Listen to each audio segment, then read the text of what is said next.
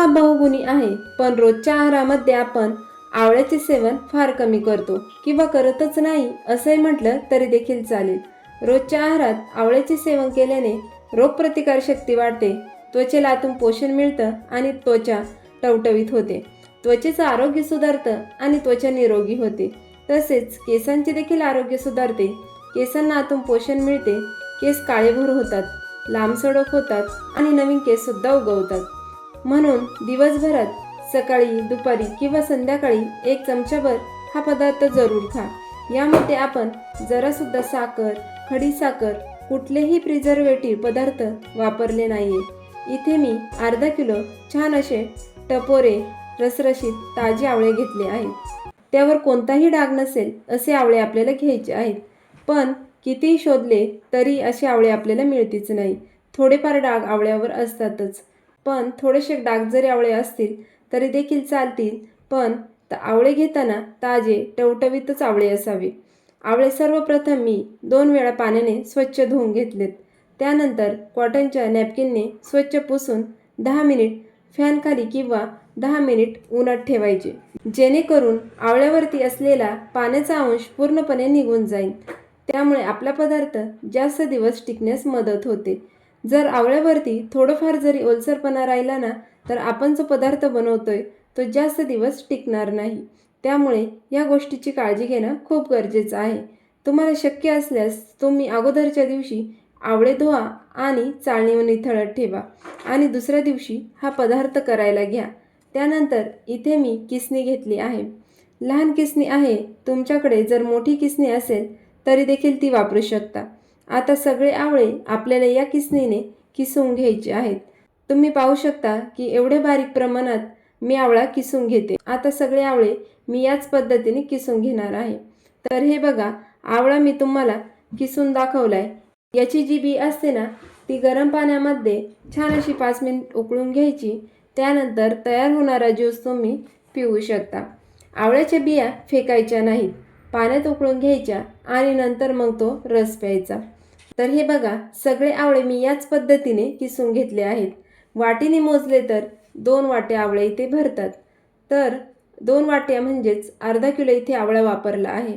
आता अर्धा किलो आवळ्यासाठी मी इथे 300 ग्रॅम गूळ किसून घेतलेला आहे. तुम्हाला वाटीचं देखील प्रमाण मी सांगते. 2 वाट्या इथे मी आवळा घेतला आहे, तर 2 वाट्या आवळ्यांसाठी 1 वाटी गूळ घेतला आहे. गूळ घेताना तो चिरून घ्यायचा किंवा किसून घ्यायचा. इथे तुम्ही अर्धा गूळ अर्धी साखर सुद्धा वापरू शकता. पण साखर घेताना तुम्ही जी मिश्री असते ना ती वापरा किंवा खडीसाखर मिक्सरला बारीक फिरवून वापरू शकता. म्हणजे त्याचे पौष्टिक गुणधर्म असतात ना, ते आपल्याला मिळतात. आता इथे मी कढई गॅसवर ठेवली आहे. सगळ्यात पहिल्यांदा मी चिरून घेतलेला अर्धा गूळ पसरवून कढईत ठेवलाय. त्यानंतर आपल्याला लेअर लावायची आहे. आता त्यावर अर्ध्या आवळ्याचा किस घालायचा, संपूर्ण घालायचा नाही. परत त्यावर आपल्याला उरलेला जो गूळ आहे ना तो त्यावर घालायचा, असा पसरून घालायचा. तर उरलेला संपूर्ण गूळ मी पसरून घेतलेला आहे. त्यानंतर बाकी राहिलेला जो आवळ्याचा किस आहे तो पसरवून घालायचा.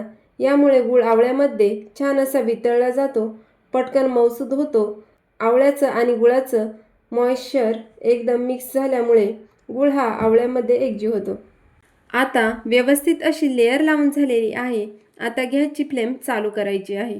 सगळं सेट केल्यानंतरच, लेअर लावल्यानंतरच गॅसची फ्लेम चालू करायची. आता झाकण ठेवून याच्यावर फक्त 2 ते 3 मिनिट आपल्याला एक वाफ काढून घ्यायची आहे. 2 ते 3 मिनिट मध्यम आचेवर मी याला वाफ येऊन दिली. आता गुळाला छान असं पाणी सुटलं आहे. आता पुन्हा एकदा हे मिक्स करून घ्यायचे. आपल्याला आवळा छान असा गुळामध्ये शिजवून घ्यायचा आहे. आपण आवळ्याचा छान असा पौष्टिक मुरंबा बनवतोय. हे फक्त तुम्ही जेवणात 1 चमचा खाल ना, तर तुम्हाला सांधेदुखी, केस गळतीचा त्रास होणार नाही. कंबरदुखी, सांधेदुखी, तुमचे पाय दुखत असतील, तसेच 100 पेक्षा जास्त आजारांवर रामबाण उपाय आहे. दररोज फक्त 1 चमचा खा, सगळे तुमचे आजार नाहीसे होतील. एकसारखं छान असं मिक्स करून घेतले. आता पुन्हा यावर झाकण ठेवायचे आणि 3 ते 4 मिनिट छान असं शिजवून घ्यायचे. तर 3 ते 4 मिनिट मध्यम आचेवर आवळा मी शिजवून घेतलाय. तुम्ही बघू शकता बऱ्यापैकी यामधील पाणी कमी झालेलं आहे, म्हणजेच आटलेलं आहे. छान असं याला ज्युसी असं टेक्स्चर देखील आलेलं आहे. मस्त मऊसूत असा आवळ्याचा मुरंबा तयार झालेला आहे. एकसारखा मिक्स करून घेतल्यानंतर यामध्ये अर्धा चमचा मीठ घालायचे. तुमच्याकडे जर सेंधव मीठ असेल ना तर तुम्ही त्याचा देखील वापर करू शकता. त्यानंतर 1 चमचा सुंठ पावडर घालायची. सुंठ पावडरचा वापर नक्की करा. सर्दी खोकल्यावर खूप छान फायदेशीर आहे, त्यासाठी सुंठ पावडरचा वापर नक्की करा.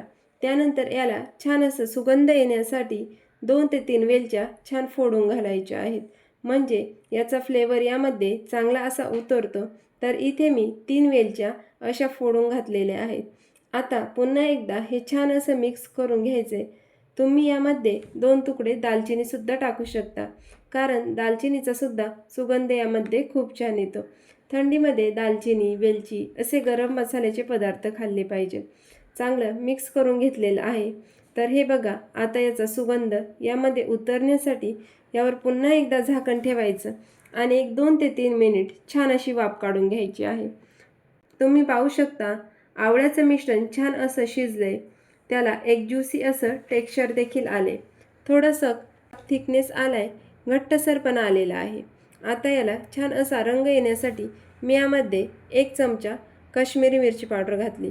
ही तिखट नसते, फक्त रंग येण्यासाठी घालायची आहे. घातल्यानंतर यामध्ये असं मिक्स करून घ्यायचं आहे. अजून थोडंसं याला घट्टसरपणा यायला पाहिजे. जास्तही घट्टसरपणा करायचा नाही, कारण थंड झाल्यानंतर घट्टसरपणा अजून वाढतो, म्हणजे अजूनही थोडंसं दाटसर होतं. 1-2 मिनिट पुन्हा एकदा मिक्स करून घेतलं. मस्त असं आवळ्याचा मुरंबा तयार झालेला आहे.